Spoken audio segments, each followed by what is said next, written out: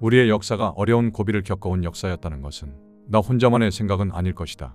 우리 결의의 성격으로 보나 우리의 지정학적 입장에서 보나 우리는 내부적인 가난과 외부적인 압박의 역사였다고 할 수 있다. 우리의 내부적인 여건과 민족 스스로 지탱하려는 힘이 모자랐다는 것은 그 얼마나 우리나라를 내부적으로 후진성을 벗어나지 못하게 했으며 근대 국가의 발전에 방해가 되어 왔는가 하는 것은 두말할 필요조차 없을 것이다. 따라서 여기에서는 주로 외부적인 여건, 다시 말하면 우리를 둘러싸고 있었던 다른 나라와의 관계에서 우리 결의가 겪어온 어려움 많고 고된 역사를 더듬어보고 외부의 세력에 의해서 그 얼마나 주체성을 잃고 바람이 동쪽에서 불면 동쪽으로 서쪽에서 불면 서쪽으로 밀리고 하여 갈기갈기 찢기었던 결의의 슬픈 과정을 더듬어보지 않을 수 없다. 우리의 역사가 만일 고되고 어려운 고비의 역사이며 침략을 입어온 역사라면 그것은 우리의 지정학적인 위치에서 그것이 결정되어 있었을 것이다. 정말 우리가 우리의 역사를 곰곰이 생각해보고 우리의 지리를 음미해보면 그 조건과 위치에 고된 어려움과 침략을 입어온 문제가 새겨져 있다는 것은 쉽게 알아차릴 수 있을 것이다. 우리의 지정학적인 위치를 펴놓고 살펴보면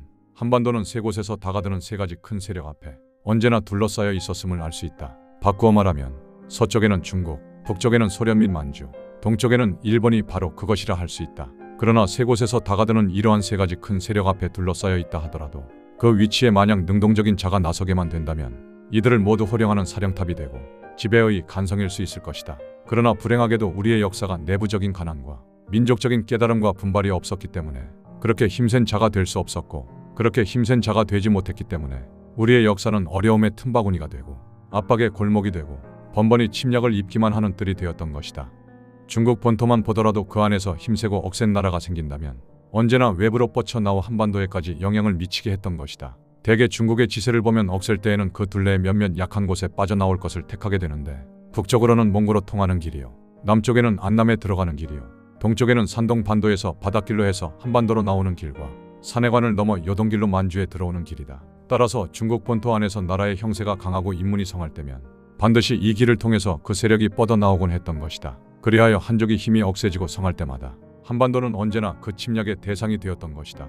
부여 시대로부터 이조에 이르기까지 언제나 침략의 발굽에 짓밟혀왔었다. 한반도 북쪽에 있는 만주만 하더라도 그곳에는 여러 족속이 번갈아 드나드는 곳이라 할 수 있는데 그곳에서 한번 패기를 떨치기만 하면 반드시 한반도를 통하여 남쪽으로 내려오는 운동을 하는 것이었다. 물론 지금은 만주를 자연의 보배로운 창고라 하여 여러 나라들이 눈이 시뻘겋지만 인지의 발달이 이루어지지 못했던 옛날에는 춥고 차가운 만주는 사람 살기에 알맞는 곳이 못 되었다.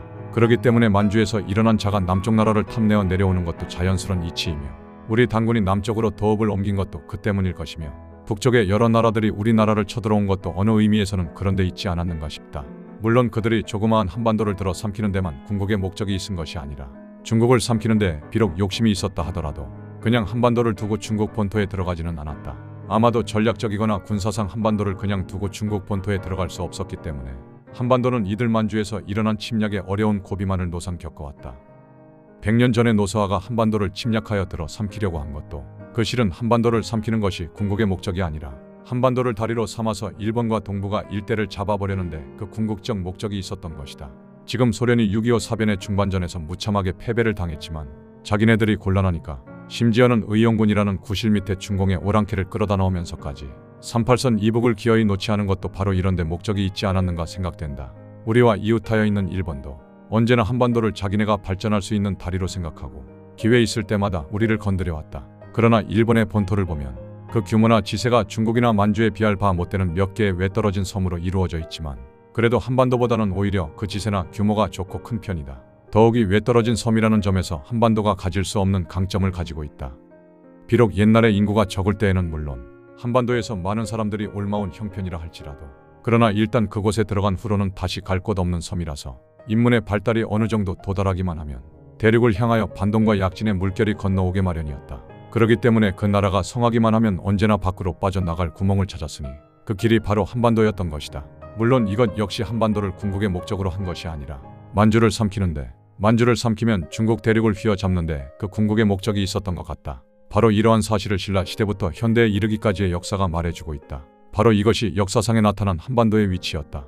이러한 위치에 서서 어려운 고비와 침략을 면하려면 힘차고도 억센 결의가 되지 않으면 안 되었다. 그러나 힘차고도 억센 결의가 되기에는 지난날 역사상의 지도 계급들이 게으르고 짝패를 만드는 일에만 눈이 어두워서 결의를 한데 뭉치게 하고 결의의 분발을 일깨워주는 역사적인 사명에 대한 생각이 너무나 모자랐던 것이다. 백성이야 죽든 말든 자기들만이 잘 살면 된다는 혼자만 편하려는 생각에 사로잡혀 왔기 때문에 결의의 정신을 바로 잡지 못했던 것이다.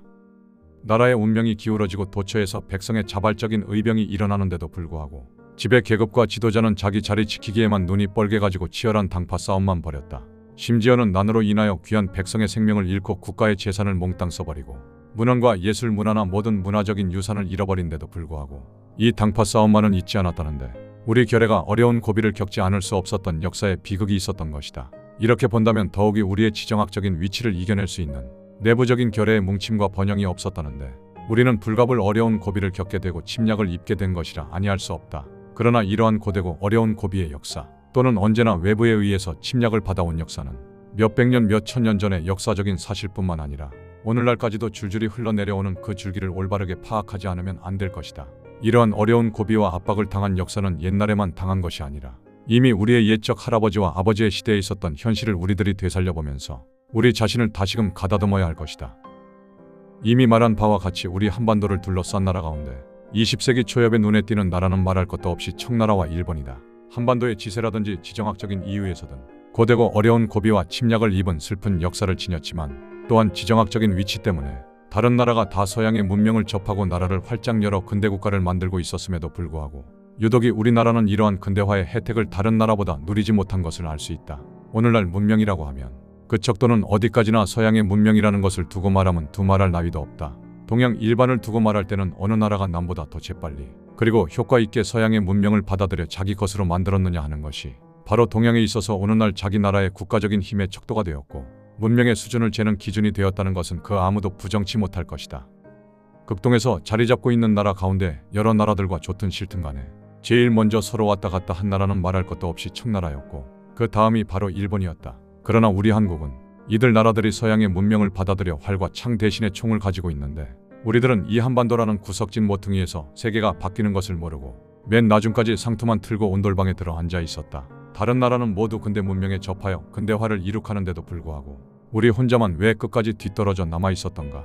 물론 이 문제에 대해서도 생각하는 사람에 따라 여러 가지로 말할 수 있겠으나 국내적으로 볼 때는 그 당시 우리의 지도층이 바뀌는 외부의 세력에는 너무나 눈이 어두웠고 모든 일에 소극적이고도 몸을 사리는 근성에서 비롯된 점도 있겠으나 또 한편 생각해보면 이건 역시 우리의 지정학적인 원인 때문에 뒤떨어진 역사가 펼쳐졌다는 것을 느낄 수 있다. 다시 바꾸어 말하면 한반도가 서양의 여러 나라와의 접촉이 무엇 때문에 이처럼 늦었는가 하는 것은 사람에 따라서 생각하는 바가 다를지언정 대체로 청나라가 그래도 제일 먼저 나라를 열었고 그 다음이 일본, 마지막까지 한국이 나라를 열지 않았던 이유를 지정학적인 원인에서 찾아볼 수 있는 것이다. 서양의 여러 나라들이 극동 방면으로 교통을 구한 것은 물론 육지로는 될 수 없고 오로지 바닷길에 기댈 수밖에 없었다.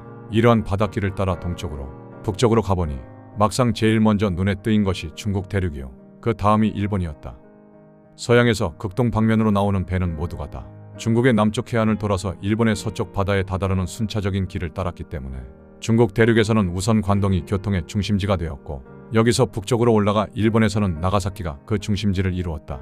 이러한 백길을 본다면 한반도의 지세는 훨씬 북쪽에 들어가 있기 때문에 길이 관동에서 북쪽으로 올라가 중국 북쪽이나 남쪽 만주로 열려있지 않는 우리의 서쪽 해안에까지 이들 서양 여러 나라의 배가 들어올 수 있는 기회는 좀처럼 힘들었다. 더욱이 당시의 형편으로 본다면 이 방면은 경제적으로 가치가 적었기 때문에 길이 열리지 않았었다.